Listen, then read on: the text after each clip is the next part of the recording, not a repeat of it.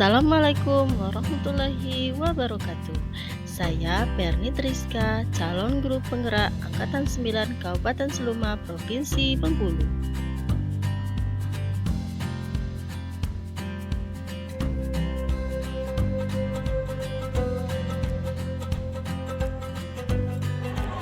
Selamat pagi Pak.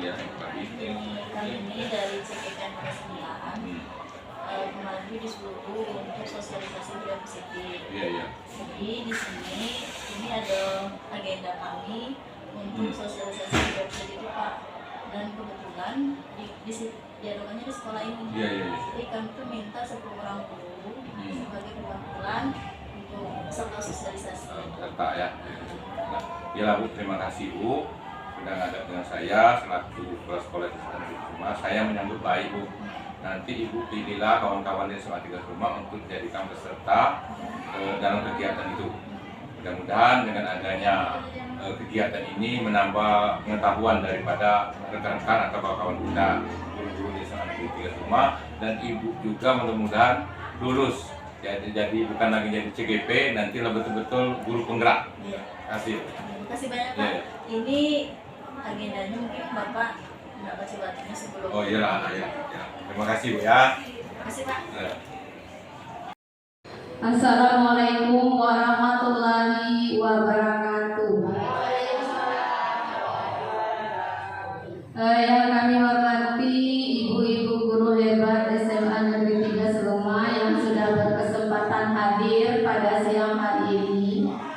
Ibu-ibu di sini salah satu calon guru penggerak angkatan 9, Ibu Perni Triska, akan memaparkan materi tentang budaya positif. Tapi sebelum pemaparan tersebut, kita buka terlebih dahulu kegiatan kita sore ini dengan mengucapkan lafaz Bismillah. Untuk berkahnya kegiatan diskusi kita pada hari ini, langkah baiknya kita awali dengan doa. Di sini saya pandu doa dimulai.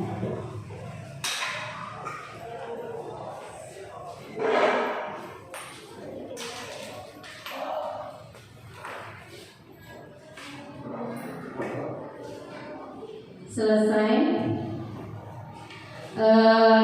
Syukur alhamdulillah kita sama-sama diberi kesehatan dan kesempatan untuk sama-sama bisa hadir di ruangan ini guna mendengarkan pemaparan dari Ibu Perni Triska. Ibu Perni Triska ini adalah salah satu calon guru penggerak angkatan 9 SMA Negeri 3 Seluma, Provinsi Bengkulu. Tanpa perpanjang mukadimah, langsung saja kami silakan kepada Ibu Perni Triska untuk menyampaikan materinya. Kepada Ibu, waktu disilakan.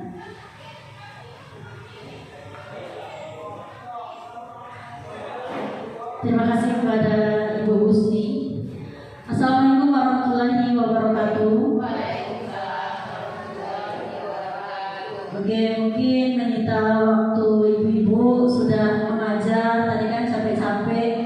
Sekarang sudah bersedia menyempatkan waktunya untuk mengikuti sosialisasi tentang diseminasi budaya positif di SMA Negeri 3 Seluma.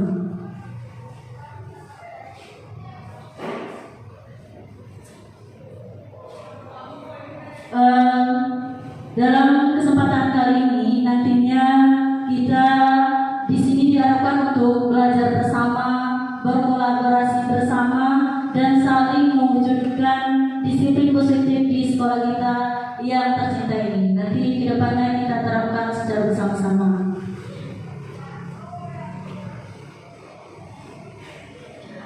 Saya sendiri di sini sebagai calon guru penggerak angkatan 9 Kabupaten Seluma, Provinsi Bengkulu, dengan fasilitator Pak Marjo Sultasim dan pengajar praktik saya sendiri yaitu Bapak Sutijo Joko Sudiro. Nah sekarang saya mau mengajak Bapak Ibu dan Ibu-ibu semuanya untuk mempelajari apa sih itu budaya positif. Kalau dari katanya ada budaya positif, kira-kira seperti apa itu Bapak Ibu? Bapak Ibu, Ibu-ibu maksudnya. Ada yang tahu apa itu budaya positif? Budaya yang baik sekali Bu ya, karena kalau jadi murid nilainya 100 sudah. Memang sudah jadi murid ya. Nah, budaya positif itu sendiri sebenarnya adalah nilai-nilai atau keyakinan atau kebiasaan yang baik yang ada di sekolah kita dan keberpihakan kita sebagai guru kepada murid agar murid kita itu dapat berkembang sesuai dengan kodratnya, berarti sesuai dengan zamannya, gitu ya.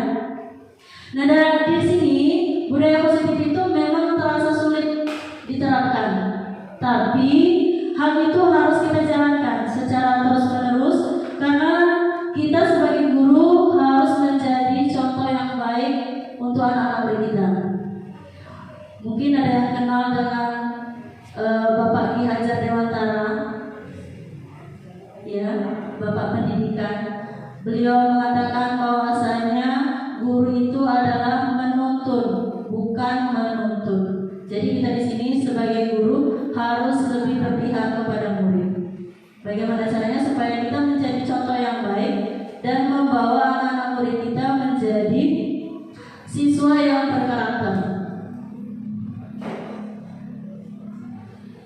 Nah, tujuannya di sini yaitu tujuan dengan adanya disseminasi ini kita bisa mewujudkan visi sekolah melalui penerapan budaya positif.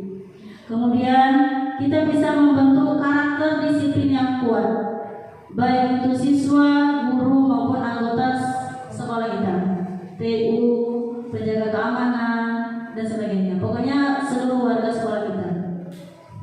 Kemudian bisa menumbuhkan dan menguatkan karakter positif melalui pembiasaan positif.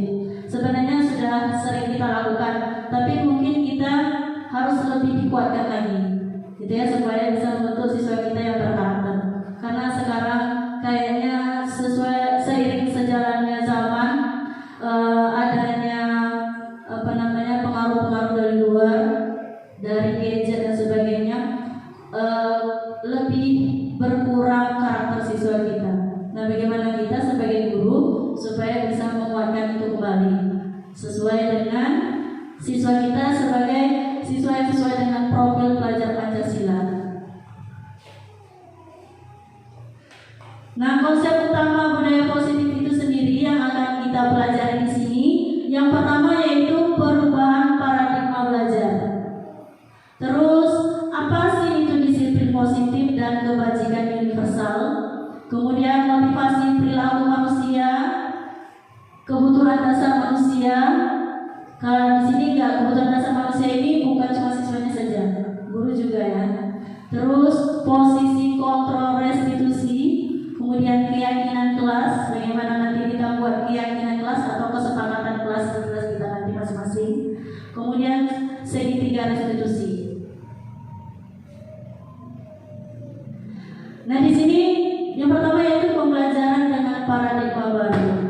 Oke, di sini pembelajaran dengan paradigma baru itu dilakukan berdasarkan prinsip pembelajaran yang berdiferensiasi. Berdiferen berarti berbeda.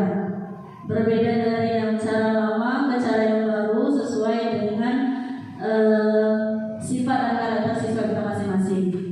Sehingga siswa bisa belajar sesuai dengan kebutuhan dari setiap tahap pertumbuhannya untuk mewujudkan profil pelajar Pancasila. Nah, di sini profil pelajar Pancasila itu ada 6. Yang pertama yaitu beriman dan bertakwa kepada Tuhan Yang Maha Esa dan berakhlak mulia. Kemudian berkebinekaan global, terus bergotong royong, kreatif, bernalar kritis dan mandiri. Itu wujud dari profil pelajar Pancasila yang kita idam-idamkan dan diimpikan, ya. Nah, berhubung kita bicara tentang profil pelajar Pancasila supaya semangat karena ini sore hari. Gimana kalau kita ice breaking terlebih dahulu Ibu? Boleh minta untuk berdiri dulu, berdiri dulu semuanya.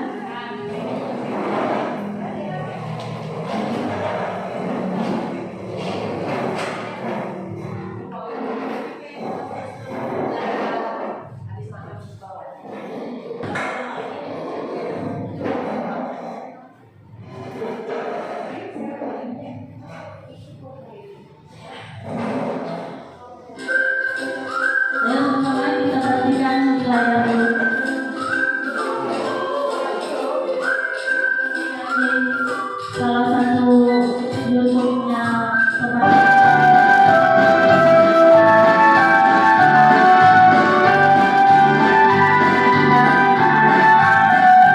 Pelajar Pancasila beriman dan berdakwah pada Tuhan yang Esa dan berakhlak mulia, berkelindahan moral, gotong royong mandiri, kreatif dan bernarasilis.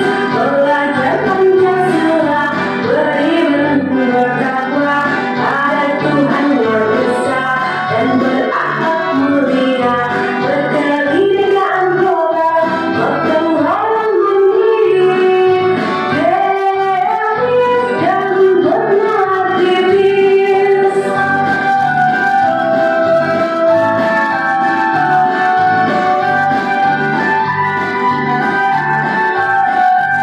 Pelajar Pancasila beriman dan berdakwah pada Tuhan yang Esa dan berakhlak mulia, berkelindahan moral, gotong royong mandiri, kreatif dan bernarasilis. Pelajar Pancasila beriman dan berdakwah pada Tuhan yang Esa dan berakhlak mulia, berkelindahan moral, gotong royong mandiri, kreatif dan bernarasilis.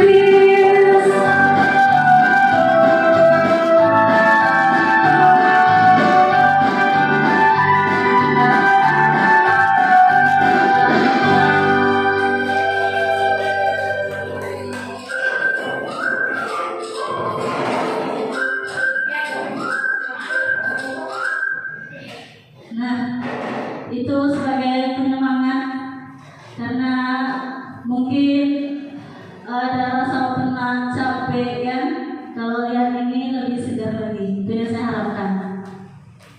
Terus selanjutnya, apa itu arti disiplin positif? Kira-kira seperti apa? Apa itu disiplin positif? Oke. Dalam budaya kita, disiplin banyak orang yang memaknai sebagai suatu yang dilakukan seseorang pada orang lain untuk mendapatkan kepatuhan dan memiliki kecenderungan ketidaknyamanan. Jadi di sini patuh, di sini berarti kita harus disiplin karena patuh gitu ya. Terus disiplin positif itu sendiri adalah salah satu cara penerapan disiplin yang bertujuan untuk menumbuhkan kesadaran dan memberdayakan murid untuk melakukan sesuatu tanpa paksaan, ancaman atau hukuman. Jadi guru di sini bertujuan untuk menciptakan murid yang memiliki disiplin diri sehingga mereka bisa berperilaku sesuai dengan nilai kebajikan universal dan memiliki motivasi intrinsik bukan ekstrinsik dari dalam diri sendiri gitu ya. Apa itu nilai kebajikan universal? Nilai kebajikan adalah sifat-sifat positif manusia yang merupakan tujuan mulia yang ingin dicapai setiap individu.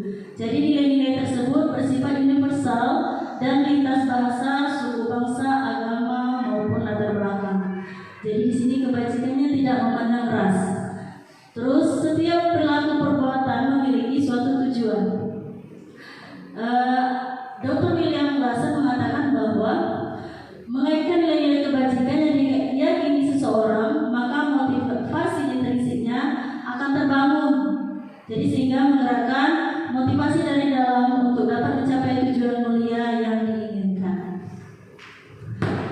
Di sini nilai-nilai kebajikan yang dicapai oleh setiap siswa kita, yakni kita kenal dengan profil pelajar Pancasila itu yang kita nyanyikan tadi ada 6, ya. Beriman, mandiri, bernalar kritis, berkepentingan global, bergotong royong, dan kreatif. Kemudian motivasi perilaku manusia. Apa itu motivasi perilaku manusia? Yaitu dorongan yang timbul pada diri seseorang sadar atau tidak sadar untuk melakukan suatu tindakan dengan tujuan tertentu. Jadi yang pertama misalnya untuk menghindari ketidaknyamanan atau hukuman, murid melakukan disiplin diri karena takut dihukum. Ini adalah tingkat terendah dari motivasi perilaku manusia. Jadi dia melakukan sesuatu itu kalau karena takut dihukum, bukan dari diri sendiri. Kemudian untuk mendapatkan imbalan dan penghargaan orang lain. Ini sering kita ya, kalau misalnya dibantu nanti kayak ibu kasih ini, ibu kasih itu sebenarnya tidak boleh. Terus untuk mencari orang yang mereka inginkan dan menghargai diri sendiri dengan nilai-nilai yang mereka percaya. Mungkin ibu-ibu semuanya menemukan siswa kalau misalnya kita tidak mengajarnya lagi, jadi kita agak dicueki karena mereka tidak butuh lagi dengan kita kan. Tapi kalau kita gurunya yang memberikan nilai kepada anak tersebut, dia lebih berperilaku baik dengan kita. Tapi kalau kita tidak lagi mengajarnya, agak dicueki. Sebenarnya itu tidak boleh. Nah itu contoh dari perilaku yang tidak baik. Nah, perubahan stimulus respon atau teori kontrol atau teori pilihan selanjutnya. Siapa sesungguhnya yang memiliki kontrol? Nah, di sini sebenarnya kita sebagai manusia kita sendirilah yang memegang kontrol atas diri kita sendiri. Misalnya saja kita memegang barang berharga kita genggam karena berhubungan misalnya dengan barang pribadi kita sendiri, misalnya emas, misalnya kita genggam. Mau dirayu, mau dikasih duit, mau diapakan, kalau memang itu barang berharga kita tidak bakalan kita serahkan. Berarti kita sendiri. Kalau misalnya masih bisa dibujuk-bujuk, berarti kita tidak bisa mengontrol diri kita sendiri.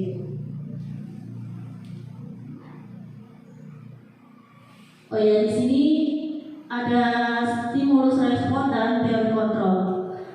Terus di sini ada juga penjelasannya kalau stimulus responnya yang pertama realitas atau kebutuhan kita sama. Kalau teori kontrol bicaranya tentang realitas atau kebutuhan kita berbeda. Berarti kebutuhan kita itu tidak sama sebenarnya sesuai dengan teori kontrol. Terus semua orang melihat hal yang sama. Pada teori kontrol menyebutkan bahwa setiap orang memiliki gambaran yang berbeda. Kemudian kita mencoba mengubah agar orang berpandangan sama dengan kita. Nah, di sini kalimatnya agak egois. Tapi kalau di teori kontrol kita bisa memahami pandangan orang lain tentang dunia. Jadi kita tidak bisa memaksakan kehendak kita di sini. Terus perilaku buruk dilihat sebagai suatu kesalahan. Nah ini ya, nanti ada pelajarannya. Sebenarnya perilaku buruk itu tidak boleh dipandang sebuah kesalahan saja, tapi ada asal muasalnya gitu. Kalau di teori kontrol, semua perilaku memiliki tujuan. Orang lain bisa mengontrol saya. Kalau di teori kontrol, hanya Anda yang mengontrol diri Anda. Kemudian Anda juga tidak bisa mengontrol orang lain. Kalau di teori kontrol. Terus di respon selanjutnya, pemaksaan ada pada saat rujukan. Kalau teori kontrol, kolaborasi dan konsensus menciptakan pilihan-pilihan baru. Kemudian model berpikir menang atau kalah itu ada di stimulus respon. Kalau di teori kontrol, model berpikir menang dan menang. Jadi tidak ada yang kalah sebenarnya.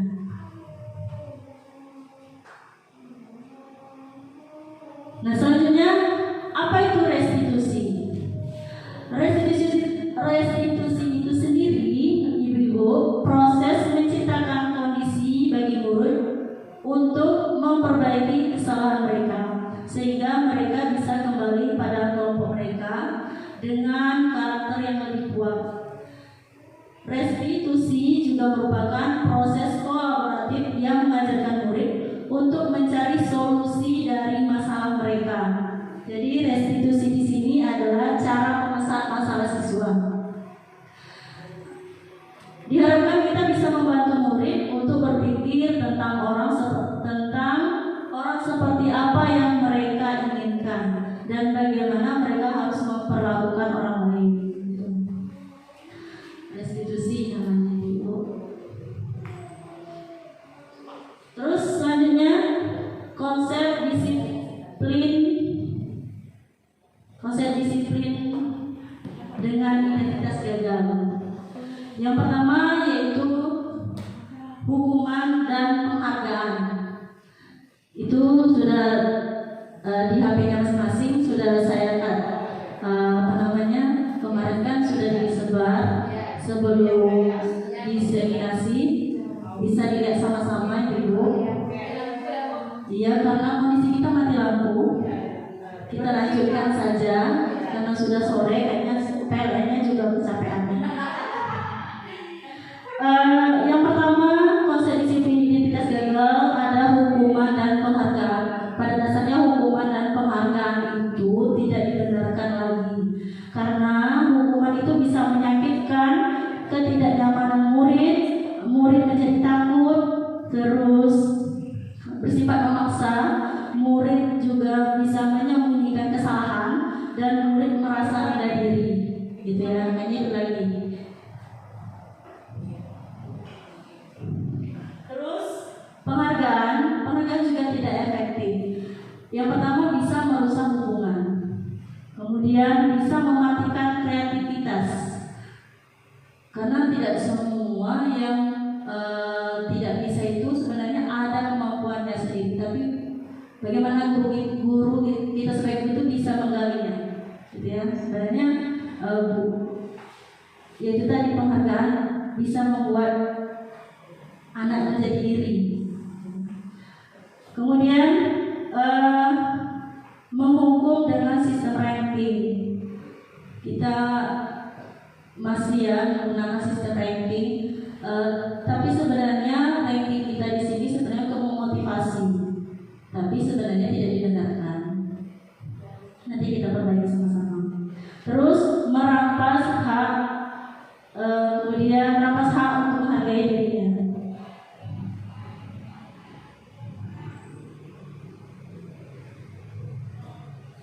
Selanjutnya, konsep disiplin dengan identitas sukses, yaitu dengan menggunakan konsekuensi dan restitusi. Yang pertama, konsekuensi, yaitu penguatan jangka pendek, terus perlu monitoring berkelanjutan, stimulus respon, murid lebih menghargai peraturan, kehilangan waktu untuk mengurangi kesalahan. Konsekuensi, ada kesalahan, ada konsekuensi. Terus restitusi di sini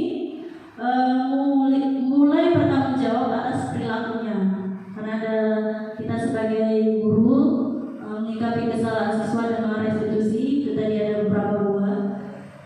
Selanjutnya fokus pada pemecahan masalah jangka panjang, kemudian murid lebih menghargai dirinya dan orang lain, kemudian dirinya memiliki kontrol dan membuat murid bersemangat memperbaiki kesalahan. Sebenarnya kita di sini seharusnya menggunakan untuk memperbaiki masalah siswa itu dengan melihat poin konsekuensinya dan caranya dengan restitusi.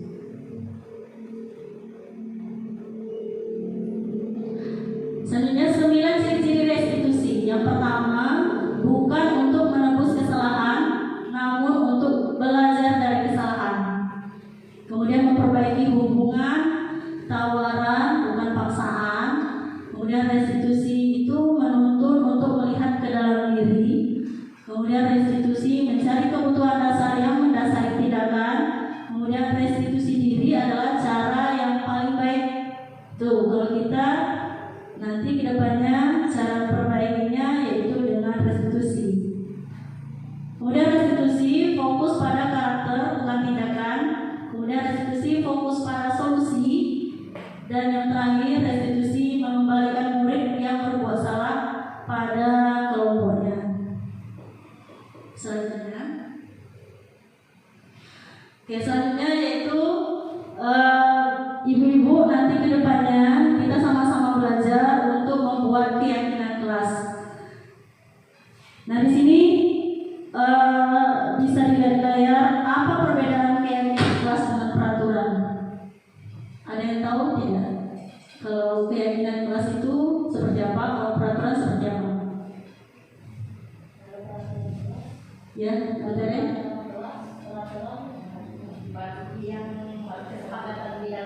Ya, kalau keyakinan? Ya, nggak tahu ya. Kalau peraturan lebih bersifat umum.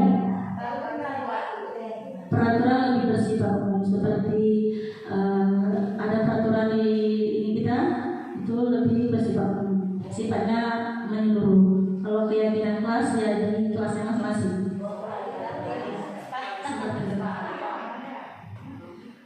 Nah, misalnya kalau keyakinan kelas itu dibuatnya sesuai dengan peraturannya, gitu ya. Sebelum kita bikin keyakinan kelas itu, kita harus tahu peraturannya. Peraturan umum kalau di sekolah kan tidak boleh terlambat, misalkan ada jam 7 harus datangnya. Kalau ini dari peraturan itu kita kembangkan lagi di dalam kelas untuk membuat keyakinan kelas. Misalnya yang ini yang umumnya ya, selalu mengembalikan buku ke tempatnya, dilarang mengganggu orang lain, hadir di sekolah 15 menit sebelum pembelajaran dimulai, bergantian untuk menunggu giliran, dilarang melakukan kekerasan, dilarang menggunakan narkoba, menggunakan masker, jangan berlari di kelas atau koridor. Ini lebih ke peraturan kelas. Contohnya, setelah dibikin keyakinan, jadinya selalu mengembalikan buku ke tempatnya. Menjadi keyakinan kelasnya itu lebih mengarah ke tanggung jawab. Kemudian dilarang mengganggu orang lain, berarti kita harus menghormati orang lain atau saling menghormati. Sama seperti yang di bawahnya, hadir di sekolah 15 menit, menghormati orang lain atau saling menghormati juga bisa. Kemudian berkomitmen, gitu ya. Terus bergantian dan menunggu giliran. Ini lebih ke bersabar. Terus dilarang melakukan kekerasan, keselamatan juga bisa, saling menghormati. Dilarang menggunakan narkoba, keyakinan kelasnya kesehatan. Menggunakan masker juga kesehatan dan keselamatan. Jangan berlari di kelas atau koridor, itu juga keselamatan dan keamanan. Itu ya ibu-ibu. Kenapa itu keyakinan kelas? Nah di sini keyakinan merupakan nilai-nilai kebajikan universal yang disepakati bersama secara universal, lepas dari latar belakang suku, negara, bahasa maupun agama. Keyakinan akan lebih memotivasi seseorang dari dalam atau motivasi secara intrinsik.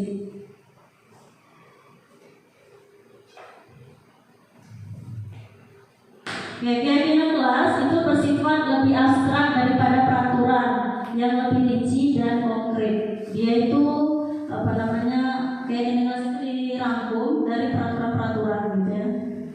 Keyakinan kelas berupa pernyataan universal. Pernyataan keyakinan kelas senantiasa dibuat dalam bentuk positif. Kemudian keyakinan kelas hendaknya tidak terlalu banyak sehingga mudah diingat dan dipahami oleh semua warga kelas. Keyakinan kelas sebaiknya sesuatu yang dapat diterapkan di lingkungan tersebut. Semua warga kelas hendaknya ikut berkontribusi dalam pembuatan keyakinan kelas lewat kegiatan curah pendapat. Kemudian bersedia meninjau kembali keyakinan kelas dari waktu ke waktu. Berarti keyakinan kelas itu bisa berubah-ubah sesuai dengan keadaan. Kemudian prosedur pembentukannya, yang pertama yaitu mempersilahkan murid-murid untuk bercurah pendapat tentang peraturan yang perlu disepakati. Kemudian mencatat semua masukan-masukan para murid di papan tulis atau di kertas besar agar semua anggota kelas melihat hasil curah pendapat. Di sini supaya lebih efisien, kita pakai karton misalnya yang di depan ini pakai post-it, kertas post-it, nanti siswa-siswa disuruh menulis keyakinan kelasnya. Nah, ditempel secara bersama-sama. Nanti kita pilih keyakinan apa yang lebih dominan. Terus contohnya kalimat negatif jangan berlari di kelas atau koridor menjadi kalimat positif. Nah, kalimat negatif mungkin anaknya tidak boleh merokok misalnya. Itu kalimatnya menggunakan kalimat negasi, ada kata tidak. Kita ubah menjadi kalimat positif. Misalnya apa? Dilarang merokok di dalam kelas misalnya. Jangan pakai menggunakan kata tidak atau negasi. Atau merokok bisa merugikan. Tinjau kembali daftar jumlah pendapat yang sudah dicatat. Mungkin banyak yang berupa peraturan-peraturan. Selanjutnya, ajak warga sekolah atau murid-murid untuk menemukan nilai kebajikan atau keyakinan yang dituju. Selanjutnya, tinjau ulang keyakinan tersebut secara bersama-sama. Terus, keyakinan kelas itu bisa berkisar antara 3 sampai 7 keyakinan. Jadi nggak usah banyak-banyak. Nanti kalau terlalu banyak susah pula siswa kita. Nggak boleh semua katanya kan. Terus setelah keyakinan dibuat, maka warga kelas atau siswa kita meninjau ulang dan menyetujuinya secara bersama-sama. Kita sepakati. Misalnya satu semester ini keyakinan kelasnya ini, gitu ya kan. Satu semester depan ada lagi masalah di dalam kelas, kita bikin yang baru, kita revisi.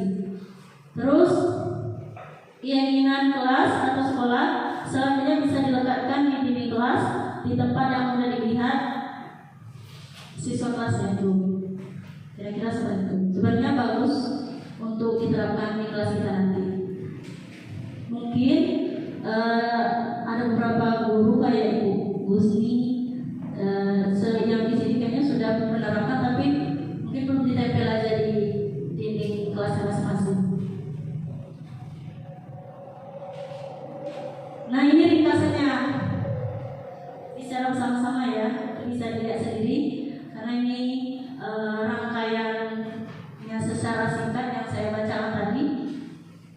Terus selanjutnya yaitu contoh keyakinan kelas. Misalnya ini saya ambil di Google, ini ada 5 poin. Bekerja sama, menjaga kebersihan kelas, menjaga dan meletakkan barang sesuai tempatnya, terus mengerjakan tugas tepat waktu, saling peduli, menghargai dan membantu sama lain, tepat waktu dan aktif di kelas. Ini contohnya seperti ini. Bisa juga di print menggunakan aplikasi Canva, atau mau ringkasnya kita gunakan kertas karton dan kertas post-it tadi.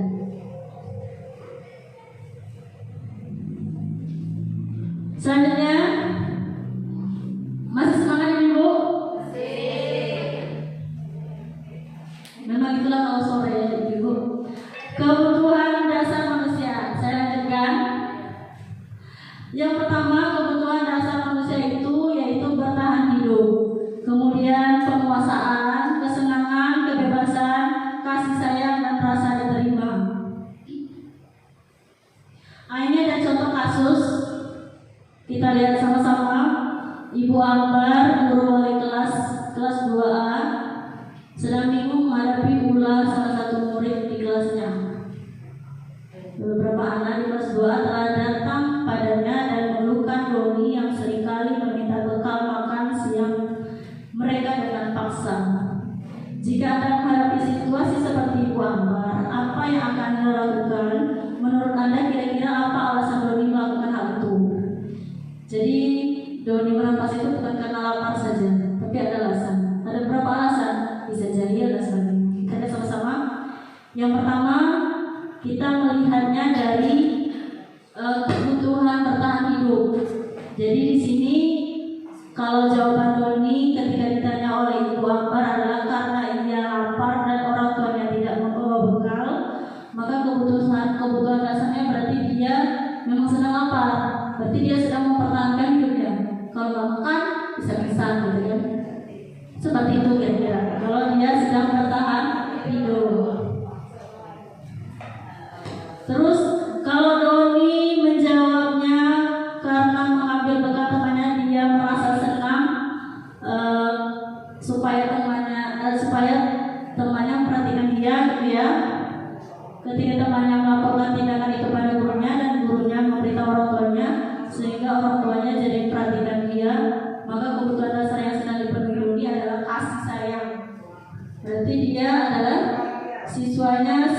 siswa karakter caper gitu kan, cari-cari perhatian dengan masalah. Mungkin banyak siswa kita seperti itu ya, banyak sekali. Apalagi di kelas itu ada 1 atau 2 orang seperti itu. Investigator ya. Terus jika jawaban Doni, dia merasa hebat karena temannya jadi takut dengan dia dan menuruti keinginannya, berarti kebutuhan dasarnya adalah dia menjadi penguasa atau kekuasaan, gitu ya. Dia menjadi kuat kalau berebut makanan kawannya, jadi kawannya takut. Itu bentuknya bentuk kekuasaan, mau diakui gitu ya. Kira-kira ada kasusnya di kelas itu pasti ada banyak kan, kata Ibu Sri. Terus selanjutnya, kalau jawaban Doni bahwa dia merasa bosan dengan bekal makanan yang dibawakan ibunya dari rumah karena ibunya selalu membawakan bekal yang sama, oleh karena itu dia ingin mencoba makanan teman-temannya yang beraneka ragam. Berarti kebutuhannya apa? Kebebasan. Dia mau mencicipi kawan-kawannya sebenarnya salah juga. Jangan pulang merampas gitu ya kan. Kalau mau mencicipi ya cicipi saja. Tapi di sini kalau kasusnya seperti ini, iya.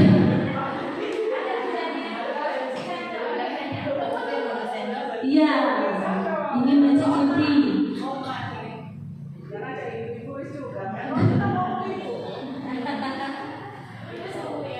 Itu ya, bebas mencicipi, tapi jangan pula dirampas saja kan. Boleh ya? Boleh lah, asal dengan kawannya sendiri kan. Terus kalau Doni menjawab karena iseng saja dan ia menikmati ekspresi wajah teman-temannya yang kesal diambil makanannya dan menurut dia, berarti apa? Kesenangan. Berarti kalau kawannya sedih, murung, dia tuh bahagia. Nah itu sebenarnya siswa itu harus larinya ke BK itu. Kok senang melihat kawannya susah kan? Terus selanjutnya, kita selanjutnya masuk ke posisi kontrol guru. Posisi kontrol guru ini kita bisa sebagai penghukum, bisa sebagai teman, bisa sebagai pembuat rasa bersalah, bisa sebagai pemantau, dan bisa sebagai manajer. Kira-kira posisi kita di mana sekarang? Apakah sebagai penghukum sama ini? Atau sebagai pembuat rasa bersalah? Atau teman? Atau pemantau? Atau manajer? Mungkin di sini dari kelima ini semuanya pernah kita alami ya. Tapi bagaimana caranya kita menaiki posisi yang paling tinggi, manajer? Itu tadi harus jadi guru yang sabar dulu kayaknya. Ini ada tayangan contoh dari kelima posisi kontrol itu. Kita lihat sama-sama ya Ibu.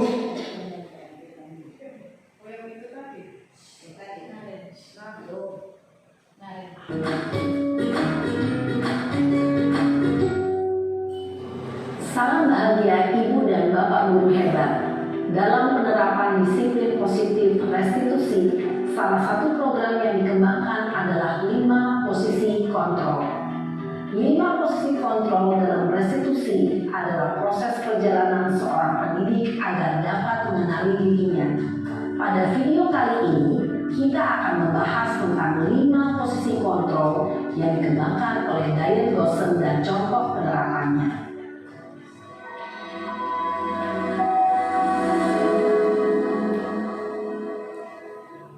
5 posisi kontrol itu adalah 1. Posisi penghukum, 2. Posisi pembuat merasa bersalah, 3. Posisi teman, 4. Posisi pemantau atau monitor, dan 5. posisi manajer. Untuk lebih memahami kelima posisi tersebut, mari kita saksikan kasus Narem yang terlambat hadir 20 menit di sekolah dan melihat bagaimana kelima posisi kontrol dalam menghadapi masalah tersebut.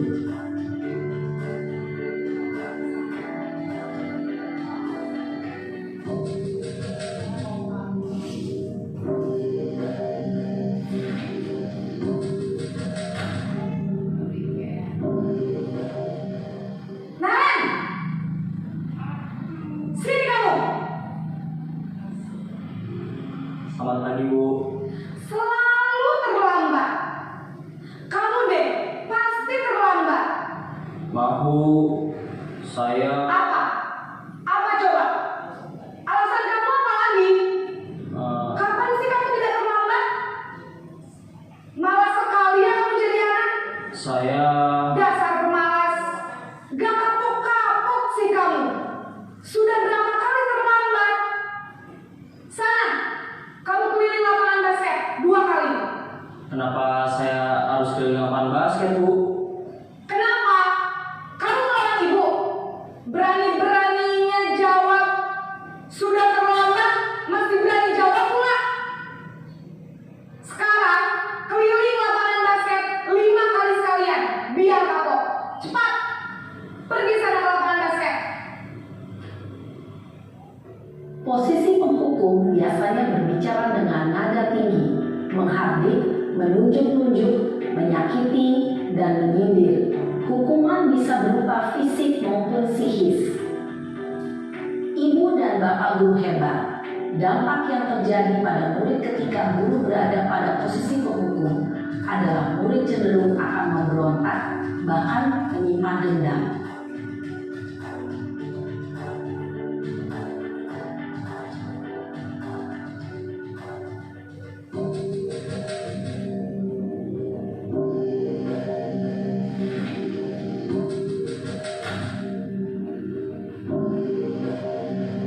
Naren!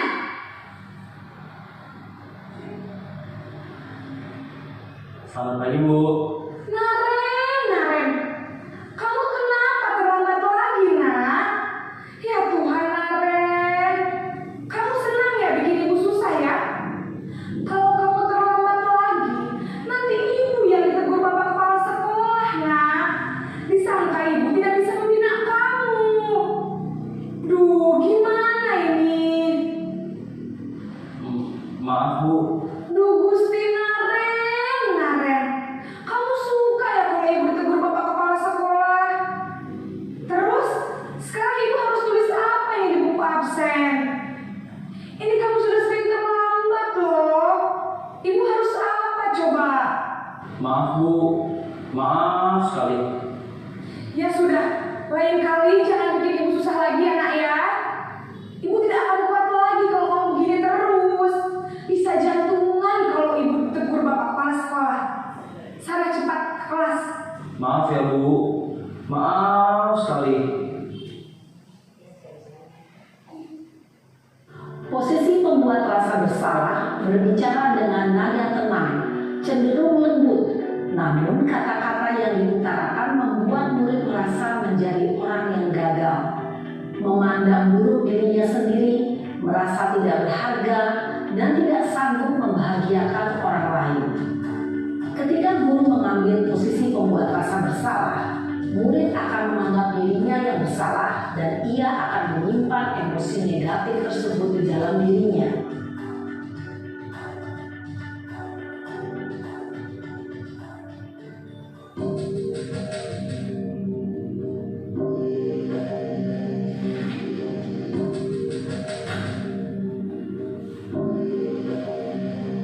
Naren!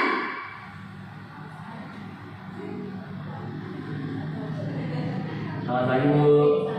Wah, sudah jam berapa ini nak? Terlambat lagi ya sayang. Iya, Bu. Habis ibu saya lupa bangunkan saya, Bu. Kamu malah menyalahkan ibu kamu. Kamu bukannya anak yang larinya paling kencang. Kok terlambat sih? Iya, Bu. Saya memang terlambat bangun tadi.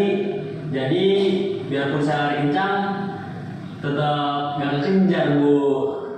Ya sudah sana, nanti lain kali larinya lebih kenceng lagi ya, biar gak terlambat lagi. Bikin seneng ibu, demi ibu, bisa kan? Bisa, Bu. Ya sudah sana masuk kelas, ibu beresin urusan absen kamu. Kamu ini ada-ada saja. Dalam posisi teman, guru berbicara dengan nada suara ramah, akrab, cenderung bersenda gurau untuk menjaga suasana tetap santai.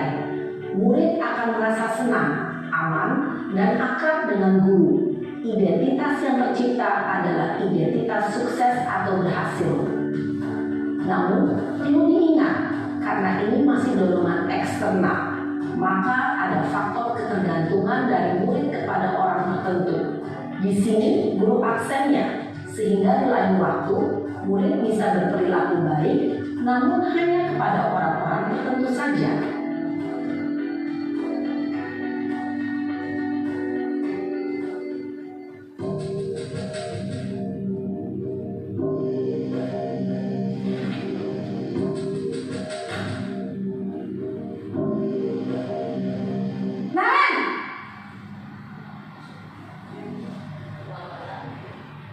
Selamat pagi, Bu. Naren, apa peraturan sekolah kita tentang jam berapa kita harus masuk sekolah, Nak? Kita harus di sekolah jam 7, Bu. Iya betul, sekarang sudah jam 7.20. Naren sudah tahu konsekuensinya jika terlambat hadir. Paham, Bu. Saya harus tinggal kelas pas jam istirahat selama 20 menit. Iya benar, konsekuensinya demikian. Jadi nanti jam 9.30 pas istirahat, kamu harus tinggal di kelas, kerjakan tugas tambahan untuk ketertinggalan kamu, ya? Baik, Bu. Posisi pemantau mengandalkan penghitungan atau data untuk mengontrol murid. Guru mengarahkan murid berdasarkan peraturan dan konsekuensi. Seorang pemantau menunjukkan bahasa tubuh dan ekspresi wajah yang datar dan cenderung formal.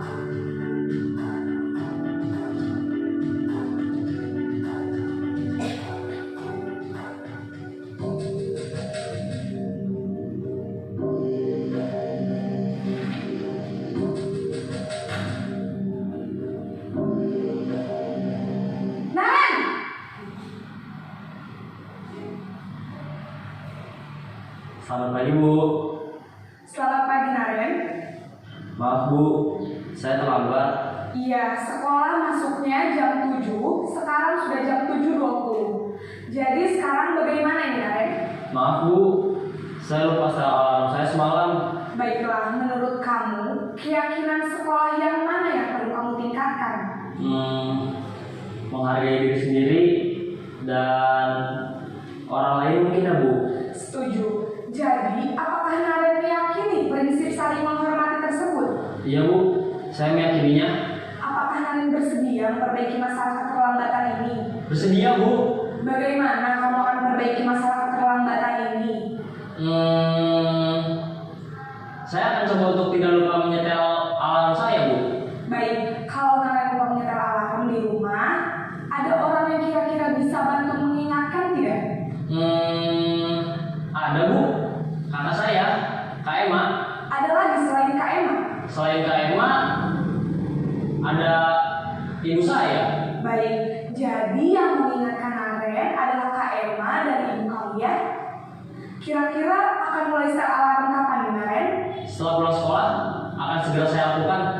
Baik, jadi Naren akan setel alarm untuk bangun besok pagi dan akan diingatkan oleh kakak dan ibunda Naren, ya?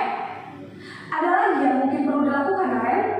Agar tidak terlambat bangun lagi. Tidak ada, Bu. Baik, Naren. Terima kasih untuk kerjasama kamu. Sekarang kamu perlu kembali ke kelas untuk belajar. Baik, Bu. Terima kasih.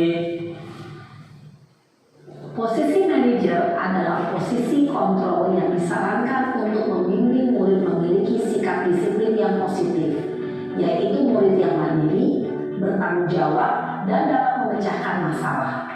Tujuan dari posisi ini adalah agar murid dapat berefleksi atas tindakannya. Guru akan dengan tulus memberikan pertanyaan-pertanyaan bermakna, sehingga membuat murid dapat belajar dari kesalahannya dan mencari sebuah solusi untuk menyelesaikannya. Ibu dan Bapak guru hebat, setelah mengamati adegan kelima posisi kontrol tadi, kira-kira posisi mana yang paling ideal?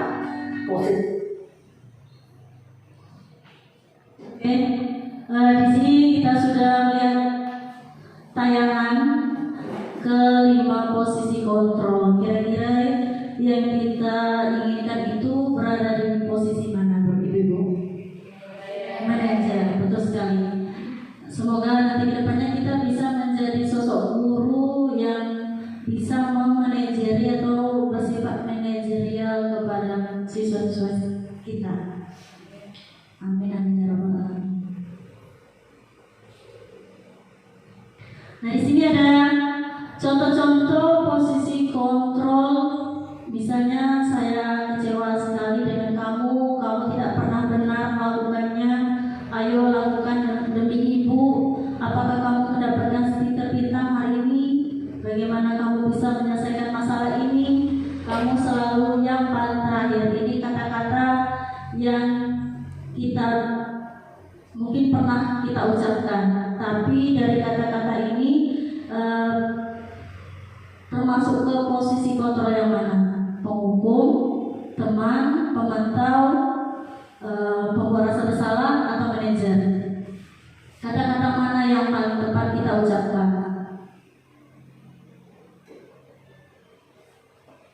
Nah, di sini saya kecewa sekali dengan kamu. Berarti kita lebih memposisikan diri kita sebagai pembuat orang merasa bersalah. Terus kamu tidak pernah benar melakukannya dengan nada yang kasar gitu ya kan?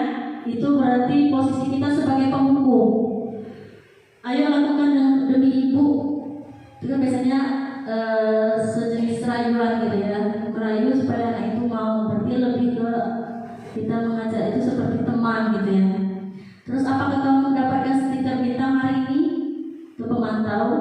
Kemudian bagaimana kamu bisa menyelesaikan masalah ini? Ini ya, ini kalimat kita sebagai manajer. Kamu selalu yang paling terakhir. Nah, kata ini sebagai penghukum. Ya. Selanjutnya, nah, dari posisi itu yang kita lakukan yaitu dengan menggunakan segitiga restitusi. Apa tadi? Sebagai pemecahan sebuah permasalahan yang dihadapi siswa. Jadi kita sebagai guru itu sebenarnya harus di posisi manajer. Untuk memposisikan kita sebagai manajer, cara memecahkan masalahnya yaitu dengan segitiga restitusi. Yang pertama, menstabilkan identitas, kemudian memvalidasi tindakan yang salah, kemudian menanyakan keyakinan. Itu kalau menstabilkan identitas. Nah, ini contohnya. Misalnya, ketika siswa itu salah kita panggil. Nah, tidak langsung kita salahkan, tapi misalnya kamu tahu atas kesalahan kamu nggak tahu, nggak apa-apa. Ibu juga pernah salah misalkan, atau kesalahan itu juga manusiawi misalkan. Tuh, kita bisa menyelesaikan permasalahan ini.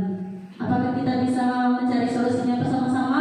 Nah, itu biasanya kata-kata yang menstabilkan identitas. Jadi nggak langsung siswa itu pas dipanggil kita marah-marahi kan? Sebenarnya jangan begitu. Bicaranya menstabilkan identitas dulu. Kalau misalnya siswanya dipanggil dari bawah ke atas kan, biar siswanya tarik nafas dulu gitu. Langsung kamu ini misalnya kan. Kalau apalagi kalau siswanya terlambat, itu sebenarnya kalau guru nggak bisa dikasih ampun kan. Tapi itu tadi, kita harus memposisikan kita sebagai manajer. Terus setelah kita tanya dia menyadari kesalahannya, kita memvalidasi tindakan yang salah dulu. Misalnya, kamu bisa saja melakukan hal yang lebih buruk, tapi kamu tidak melakukannya kan, misalnya. Atau misalnya kamu punya alasan, kira-kira seperti apa nak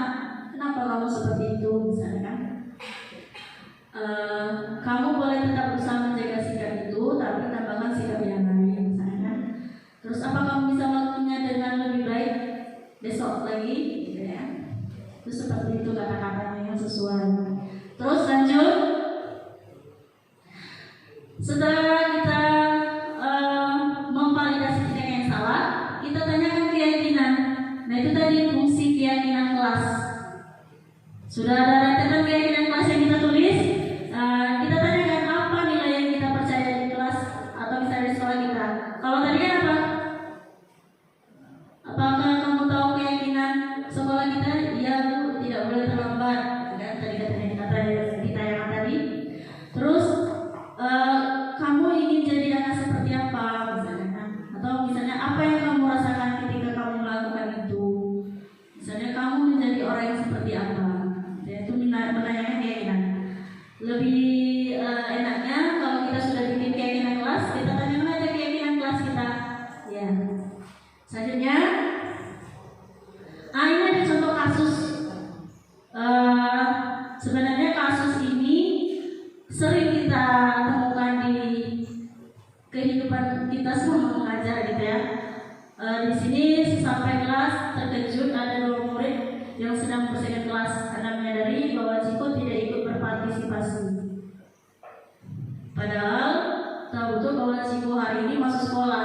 Terus Ana bertanya kepada murid-murid yang sedang piket dan mereka menjawab bahwa Ciko tiba-tiba keluar begitu saja dari ruang kelas dan membawa tasnya. Penasaran dengan hal itu, Ana mencoba mencari Ciko dan menemukannya di warung. Ini sering ya. Ciko terus bukan Ciko bukan. Terus penasaran dengan hal itu, Anda mencoba mencari Ciko, terus Anda memutuskan untuk langsung berbicara dengan Ciko saat itu juga. Kira-kira boleh tidak berbicaranya di warung? Setidaknya jangan panggil aja di mana di ruangan yang kira-kira tidak ada siswa lain yang mendengar. Nah, dari kasus ini Ciko melanggar keyakinan kelasnya, yaitu kelasnya sudah ada keyakinan kelas hormat, bekerja, diterima dan dimiliki gitu ya. Hormat berarti menghormati semua orang dan barang milik orang lain. Bekerja, mengerjakan segala pekerjaan atau mengikuti segala kegiatan yang ditugaskan. Berarti di sini Ciko melanggar keyakinan kelasnya dari ketiga poin itu. Nah caranya seperti ini. Ada tugas kita supaya bisa menyelesaikan masalah seperti itu. Yang pertama melakukan percakapan restitusi tadi. Ada 3 tadi kan, memvalidasi, terus menstabilkan identitas, memvalidasi tindakan yang salah, terus menanyakan keyakinan.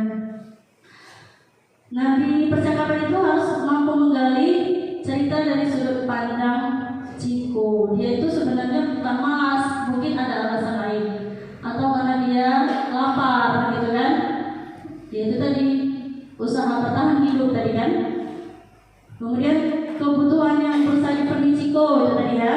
Kemudian menanyakan keyakinan kelas yang dilanggar, terus tindakan yang akan dilakukan ke depannya. Kayaknya kalau kita bikin cara kita seperti ini, insya Allah lancar-lancar saja siswa kita ya. Tapi itu tadi lebih karena manusia itu tidak luput dari kesalahan dan emosional gitu kan. Mudah-mudahan kita semua bisa seperti ini. Nah, amin. Ya itu tadi mungkin itu saja penjelasan yang bisa saya jelaskan. Kalau misalnya ada tanggapan, respon, baik respon positif dan refleksi, nanti bisa dipandu oleh moderator. Kepada moderator, saya kembali lagi. Terima kasih kepada Ibu Perni Triska menyampaikan presentasinya dengan sangat baik. Sekarang disilakan kepada ibu-ibu semua, jika ada yang ingin bertanya atau ingin menanggapi, disilakan. Kira-kira dari yang disampaikan oleh Ibu Perni tadi, ada yang kurang jelas atau ada yang masih perlu kita diskusikan? Mungkin Ibu Inada ingin menyampaikan refleksinya atau ingin bertanya, disilakan Bu.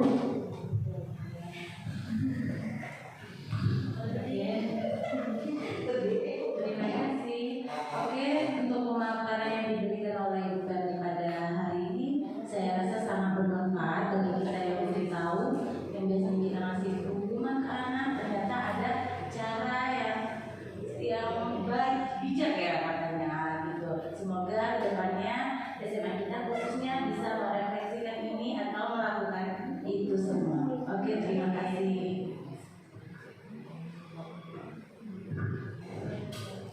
Mungkin saya langsung tanggapi dari Ibu.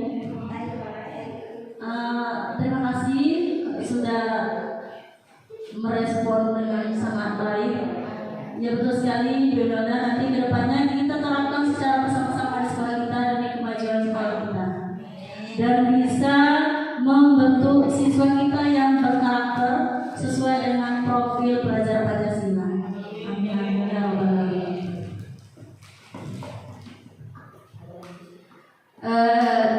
Demikian tadi ibu-ibu yang telah kita dengarkan bersama dan sudah kita dapatkan suatu kesimpulan bahwa sangat penting untuk membiasakan budaya positif di sekolah kita ini sehingga kita bisa mewujudkan murid-murid kita yang tercermin dalam profil pelajar Pancasila. Demikian presentasi dan diskusi kita pada hari ini. Terima kasih kami sampaikan kepada Ibu Perni Priska atas segala ilmu yang telah disampaikan, dan terima kasih juga kepada ibu-ibu Dewan Guru SMA Negeri 3 Seluma yang telah aktif mengikuti kegiatan diseminasi ini. Kita sampai kepada acara penutup.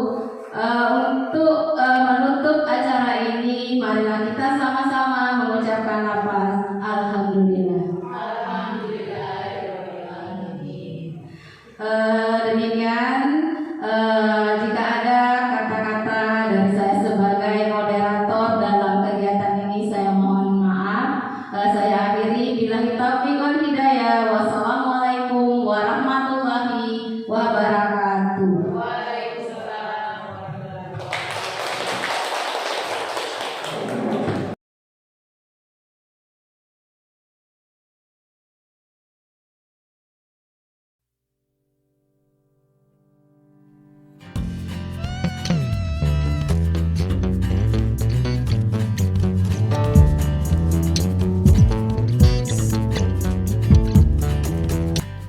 Terima kasih. Salam Guru Penggerak.